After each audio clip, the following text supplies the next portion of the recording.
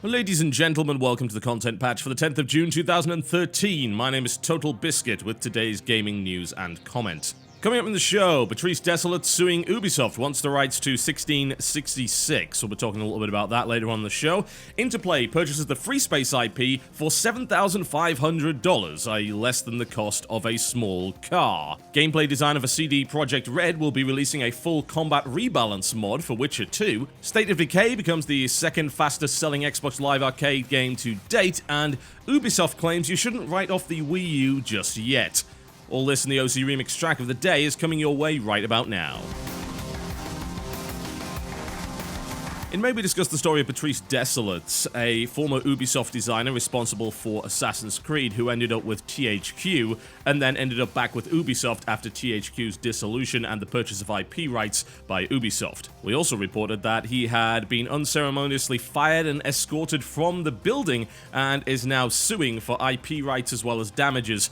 He is looking to get reimbursement for expenses as well as a rather healthy severance package, continuation of insurance, money for relocation and job fees, as well as damages for misrepresenting the facts of the termination. Now, Ubisoft claims that Desilets had departed in an amicable fashion. Desilets claims otherwise, saying that he had been unceremoniously escorted from the building. However, the biggest deal is the fact that he is looking to try and invoke a clause called the turnaround right that he had under THQ, which allows him to acquire the rights to 1666 Amsterdam, the game he was working on, should it be cancelled. However, the current situation appears to be that Ubisoft has indefinitely postponed the game rather than actually cancelled it, which supposedly does not count as a full-on cancellation, ergo does not actually kick in the turnaround right. Ubisoft is also of the belief that the right had been terminated as a result of the fact that it was with THQ, who no longer exists. The current situation with 1666, which is supposedly set in Amsterdam and looks like it will be some kind of historical RPG based around the bubonic plague, has had the effect of severely pissing off Dutch gamers who were looking forward to perhaps the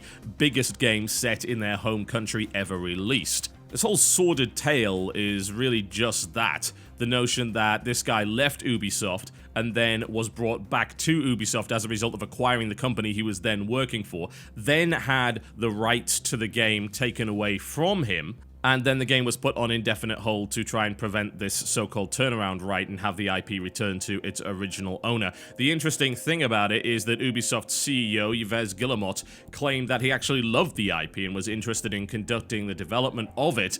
However, unfortunately, it would appear that this has not been the case, and the game is sitting in limbo. It's hard to really know who's at fault here. Generally, in cases like this, there's a little bit of fault on either side, although the false equivalency argument should come into play, saying that the fault is most likely more on one side than it is the other. The problem is we don't currently know who. I know it's very easy to just point at Ubisoft and say clearly the big corporation is responsible, but it would be nice to know more of the facts. No doubt this case will continue to develop, but of course the casualty of cases like this is almost always good games, so the hope is that regardless, the IP continues development. Now, I'm not sure which is the bigger news to you, the fact that Interplay purchased the Freespace IP recently, or that Interplay actually still exists. Yes, Interplay is still around. They were, of course, the publishers of Baldur's Gate and the original Fallout. Now, according to a court document filed on June the 4th, it would appear that the Freespace IP has been purchased for $7,500 by Interplay. Now, if you remember correctly, Volition was the company that actually developed Freespace and Freespace 2. Interplay was the original publisher for both titles. However, when THQ went bankrupt, Volition was purchased by the Koch Media Group, and they did not acquire the rights to Freespace. Freespace 1 and 2, of course, still available, published by Interplay on GOG.com. However, the fact that the IP has been acquired is an interesting piece of news. The weird thing is how cheaply it was acquired. Was it really only worth $7,500, less than the cost of your average small car? I mean, that boggles the mind, really. That's an incredibly cheap acquisition there by Interplay. They got pretty much a bargain out of that. I suppose the question is, do they intend to do anything with it, or are they simply going to sit on the IP? Unfortunately, the current state of Interplay is not exactly ideal. The publisher currently has 2 studios under its name, Interplay Discovery, which is designed to find interesting indie games to publish, and then the reopened Black Isle, which actually doesn't really represent the original studio in any way, shape, or form, and was recently involved involved in a controversy for a crowdsourced game by the name of Projekt V13. This was not something that went down particularly well by any stretch of the imagination, and people were very much convinced that Interplay and the newly reformed Black Isle were exploiting nostalgia for the brand. Interplay Discovery doesn't exactly have a fantastic list of titles under its belt, 5 in total, including Pinball Yeah, Tommytronic, Homesteader, Death and the Fly, which is one of the worst games I've ever played, and Crazy Cat's Love. As a result of Interplay's current lack of activity, I've got to say that it seems extremely unlikely that we will be seeing a Freespace game coming out of them anytime soon. Interplay was one of my favorite publishers and developers of all time, as it happens. They put out some incredible titles, including Giant Citizen Kabuto, as well as Sacrifice, one of my favorite games of all time.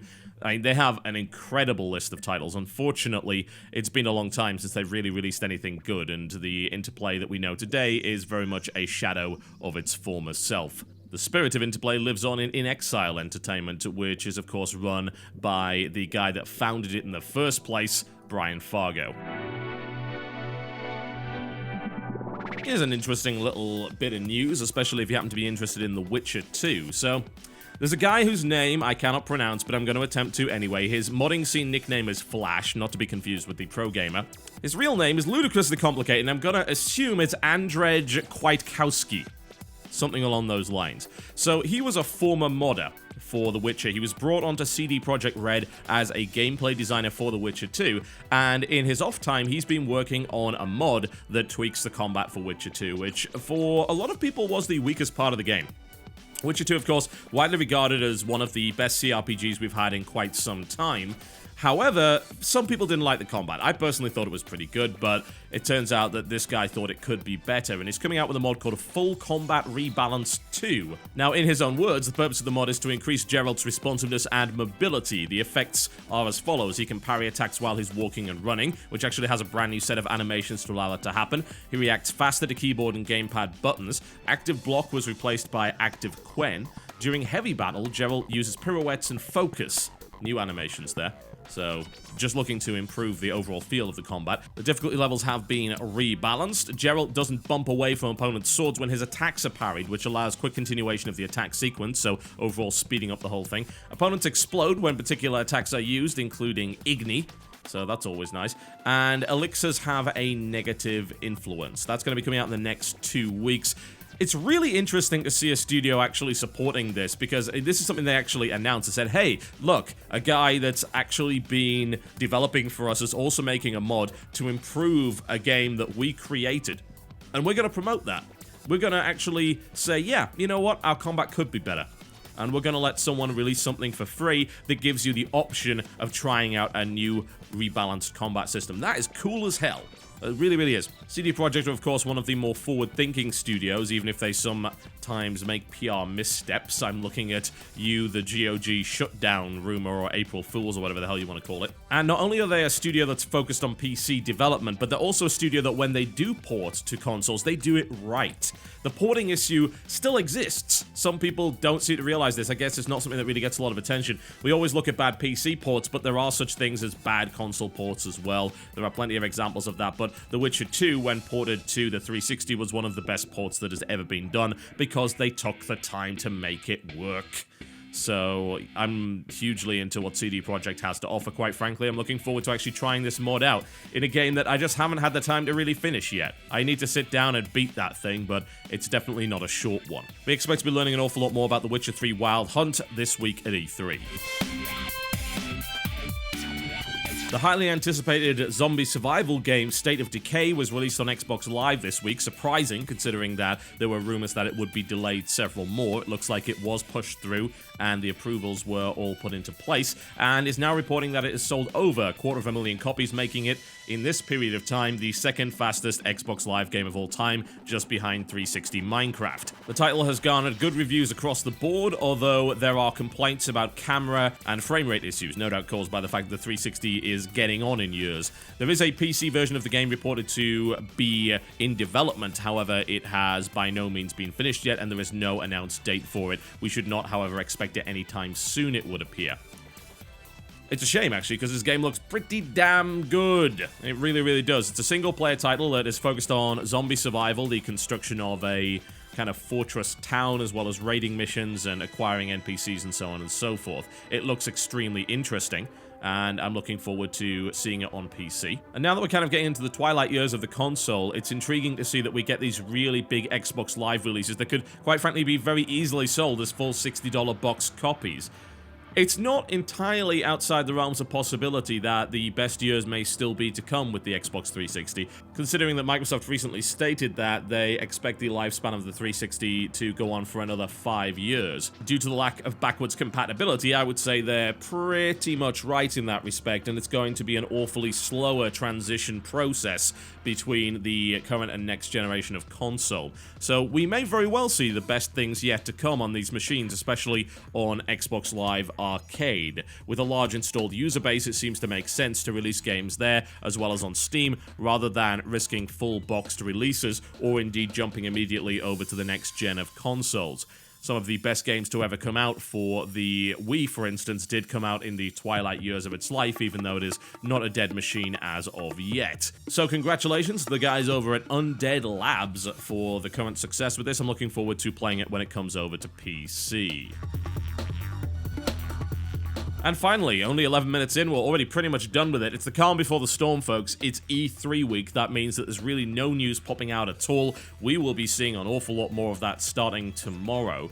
And before I go, I will be telling you a little bit about my involvement in some of the TGS E3 content. But before that, Ubisoft has again come out in support of the Wii U, claiming that you shouldn't be writing it off as of yet. Alain Core said that it takes time for a machine to establish itself. He said that we've seen in the past that when more games come, the console picks up. This is what we believe will happen with the Wii U. There's a place in the market for each console, and with the right games, Wii U will find its public and sell in the long term. Ubisoft, of course, was one of the strongest third-party supporters for the Wii U, with several launch titles for the system. However, they also claimed that they were very disappointed in the performance of said titles. They are continuing to port games over to that machine and have confirmed that Watch Dogs, Splinter Cell Blacklist, Assassin's Creed 4, and of course the forthcoming Rayman Legends, which is now a multi-platform release rather than the former state of being a Wii U exclusive, will continue to be released on that console. There don't appear to be any cancellations as of yet. However, the key difference here appears to be that Ubisoft is no longer developing these Wii U exclusive titles. Yeah, Zombie U was a Wii U exclusive title, supposed to be one of the core game killer apps for the system, probably one of their better selling ones, aside from, of course, the Just Dance games, but it did not do all that well. Ubisoft since then has not decided to release any exclusive titles for the Wii U, and all of the games it currently has in development are multi-platform releases. With Watch Dogs also coming out around the next generation, we would expect to see the Wii U version be by far the weakest, even though that game will be coming out on pretty much everything. I mean, that's going to be one of those games that is released, of course, on PC, as well as the next-gen machines and the current-gen machines. No doubt Ubisoft is not risking not releasing the version for the console that currently has the largest installed user base. And that's really the problem, isn't it? These games will not sell the Wii U. It's nice that they're on it. That's good, yeah? If you happen to be a Wii U owner, it's good that you can take part in the latest and greatest. That's fantastic. However, that doesn't sell machines. You need killer apps to sell machines. And is it really going to come down to Nintendo again to actually save the platform? How many times have we seen that happen?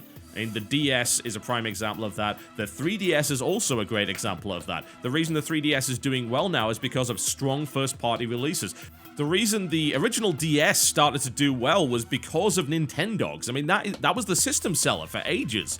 And that's because Nintendo said, yeah, this is what you can do with the touchscreen. And then suddenly, things started to explode there. With the Wii, they started right out of the gate with Wii Sports and said, yeah, this is what you can do with the touchscreen. Then they brought out stuff like Wii Fit and said, hey, what if we add this? And all sorts of different genres actually sprung up to support that. Even though it wasn't a core gaming console, it was still very popular with casual demographics. Right now, of course, we are waiting to see footage of the latest Smash Bros. Game. That's pretty much been confirmed. And we're looking to see whether or not we get good Metroid titles, as well as hopefully a new Mario Galaxy, as opposed to the 2D Mario titles. And then, of course, things like the new Zelda. It seems like things are slowly picking up for the Wii U, but they're picking up a little bit too slowly. This is very much a Dreamcast situation, where you release a console that is clearly going to be outclassed by the next gen. I mean, it's even worse than the Dreamcast, honestly, because the Dreamcast was outclassed by the PlayStation 2, but not by a huge amount, right? There wasn't a gigantic difference in power, whereas if you look at the PlayStation 4 versus the Wii U, the PlayStation 4 eats the bloody thing for breakfast.